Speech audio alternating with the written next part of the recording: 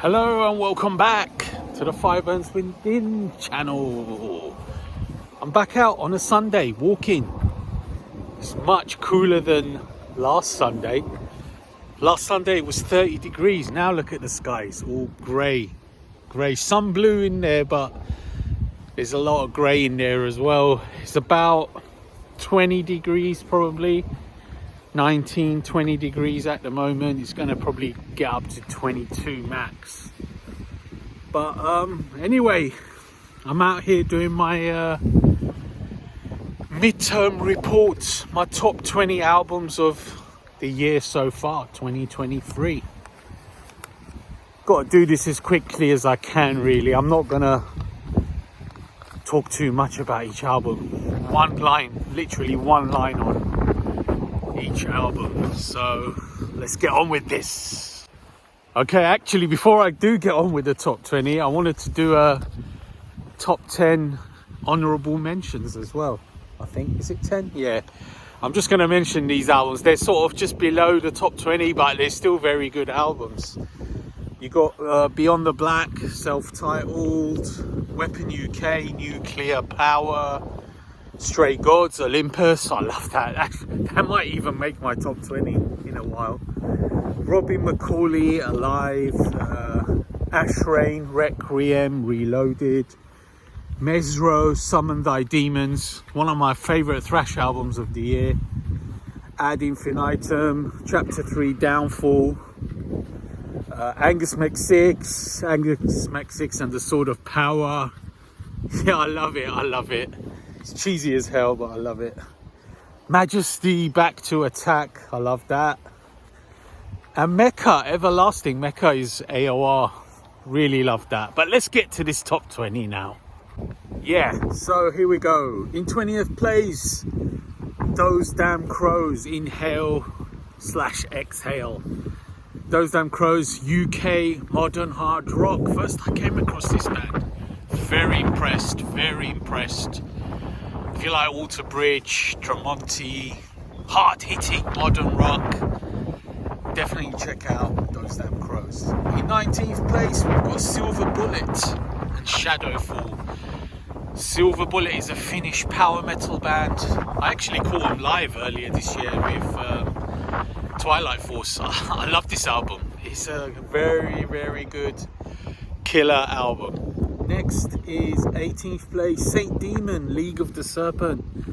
Saint Deamon is Swedish melodic power metal. They've been missing for a while, but they came back strong. Very strong album.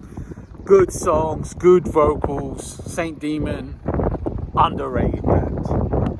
17th place, we've got Anthem, Crimson and Jet Black. Anthem is one of Japan's oldest traditional heavy metal bands. This is probably one of their best albums, if not the best, from the ones I've heard. Anyway, obviously I haven't heard them all, so I can't say, but this one has great songs, great production, very good. 16th place, we've got the Defiants Drive, just released not too long ago. This is edgy, catchy, melodic hard rock. It just does exactly what you want it to do. Catchy, heavy, melodic hard rock. 15th place, we've got Elegant Weapons, Horns for a Halo, new project featuring the Judas Priest guitarist Richie Faulkner, and of course Ronnie Romero and a few others as well. This is classic heavy metal. This is really enjoyable. Just classic heavy metal. Just it will please any heavy metal fan. I can't see how you're a heavy metal fan and you won't like it.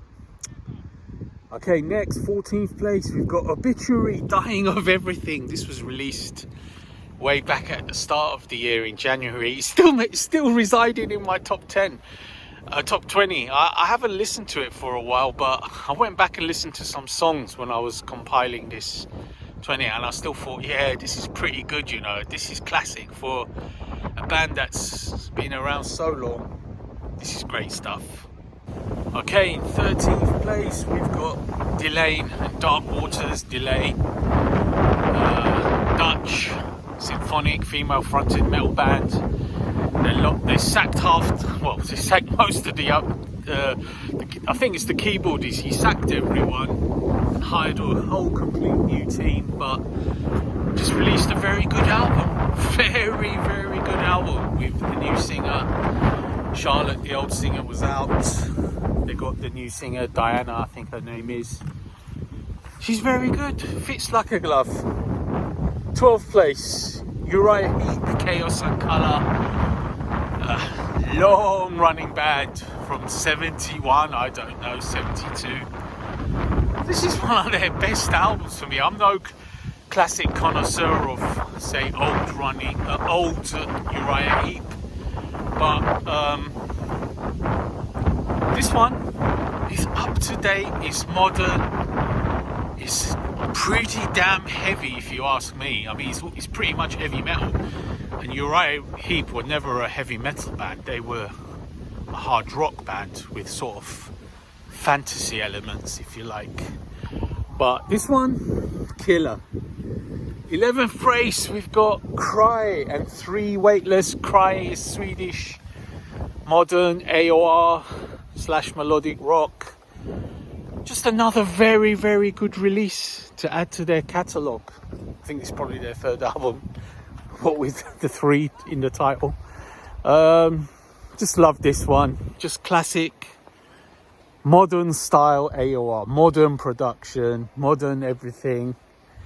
You know, it doesn't, I mean, it's got hints of the 80s obviously, but it's got so much of a modern edge, so you couldn't really say it's fully of the 80s or anything. It's just a modern melodic AOR or / melodic rock. Very good it is too. Okay, the top 10 is getting a little bit windy again, like last Sunday. Sun's out, but it's still a little bit windy. Sun's up there somewhere. I don't know, it's up there. Anyway, the top 10, let's get on with this. 7th Crystal, Wonderland. Love this album. 7th Crystal, melodic rock. More in the 80s style, but again modern as well. I don't know, it's just, I like it when bands are very modern sounding and up to date and not completely of another time. Although I do like the 80s fixated bands as well. It's just, I like stuff with great melodies, and 7th Crystal and the album Wonderland definitely has great melodies. In 9th place we've got Crowne, Operation Phoenix, another Swedish modern style melodic. It's almost melodic metal. I mean, they're basically a melodic rock band, but the edge of the riffs is quite heavy at times, so it's bordering on metal / rock. I mean, I don't know what you want to call it. Most people will call it rock, but I really enjoy it. Great songs, great melodies, and so on. 8th place, Nanowar of Steel, Dislike to False Metal. It's a parody album, yeah, but it's done so well. It's not like, I don't know, done badly or done cheaply. It's done brilliantly well. Great production values and great songwriting, so fully deserves his place at the moment. Okay, let's continue. I've put my phone on a tree to keep it steady. I'm just gonna crack on through the rest of these top 20 albums. So Nanowar of Steel is number 8. Number 7 is Sacred Outcry, Towers of Gold. Sacred Outcry is Greek power metal, but fronted now by Daniel Hyman, and I've talked about that guy enough on this channel.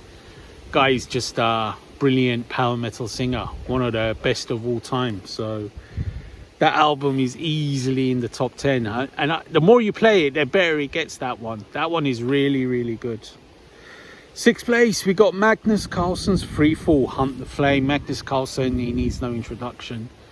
Guy's just a brilliant songwriter. He used to be in Primal Fear, but he sort of couldn't handle the touring life. Band life is difficult for him, but he can write songs, killer melodic heavy metal songs. Great soloist as well. He gets all different singers to sing on the album this time, and they all do a great job. I mean, just some great epic melodies. 5th place is Pyramaze Bloodlines. I'm actually listening to it today again. I love this album. This album is chock full of killer melodies. It only just came out last week. Absolutely awesome stuff. I love Pyramaze. This album is, it's just killer. It could even be higher, but I've put it in at 5th. In 4th place, we've got Twilight Force at the heart of Wintervale, released back in January. Saw them live on the tour. This band is just, it is fun. It's like Disney metal, Disney heavy metal, Disney melodic power metal. They're just fun. They're cheesy as hell, but they're just a lot of fun. You know, it's just so enjoyable to listen to. I actually listened to it again last week because I was thinking I need to re-listen to get a gauge for it, where I want to place it, and it's still as fun as ever. In 3rd place, we got Gloryhammer, Return to the Kingdom of Fife. They sacked Thomas Winkler. He went on to form Angus Mac 6, released a very respectable album, but Gloryhammer, I'm sorry, but their album is just killer. It is fun. It's like crazy fun, madness. It's just over the top. I like the speed in the album. I like the melodies. I like the way this new singer fits in. It's just good. Very good. Very enjoyable if you like power metal. Okay, the top 2 in 2nd place. First Signal, Face Your Fears. It's the project for Harry Hess, created by Frontiers. It's like get a bunch of songwriters to write songs for Harry Hess. I'm sure he contributes a little bit as well, but this album is easily their best. It's like their heaviest First Signal album as well. The guitar crunch is there. It's like, yeah, it's a little bit more manly. Harry sounds powerful, but the chorus melodies are like, you know, it's really powerful, really memorable. Just, it's good stuff, man. If you like melodic rock, you know, manly melodic rock, then you need to check out First Signal. But the album of the year so far, it still remains Kamelot and The Awakening. Kamelot featuring Thomas Youngblood, he's the main man, and Tommy, what's his face? I forgot his surname now. Tommy from Seventh Wonder. He's actually left Seventh Wonder a while ago. He announced that he'd left Seventh Wonder, which is a shame. But Tommy fits like a glove in Kamelot, and he sounds much less like Karn. He used to like sort of do a Karn style vocal, but he's sort of dropped that and he's doing his own almost Seventh Wonder style now. But the songs are really epic, really dreamy, really sort of mystical. They got that mystical flavor, which is quite nice to listen to, you know. Kamelot has always been mystical and dramatic, but on this album they're sort of taking it to the max, if you like. So it's really good, really awesome album. You know, there's not a lot in it between the top 3 or 4, 5. Even Pyramaze, the Pyramaze killer, Pyramaze or whatever way you want to say it. So Kamelot it is anyway. So that's the end of that. That's the top 20. I got a little list of what's to come in the next 6 months from what is actually down for release. Voyager, Evil, Bloodbound, these are all down for release. I'm really looking forward to in July.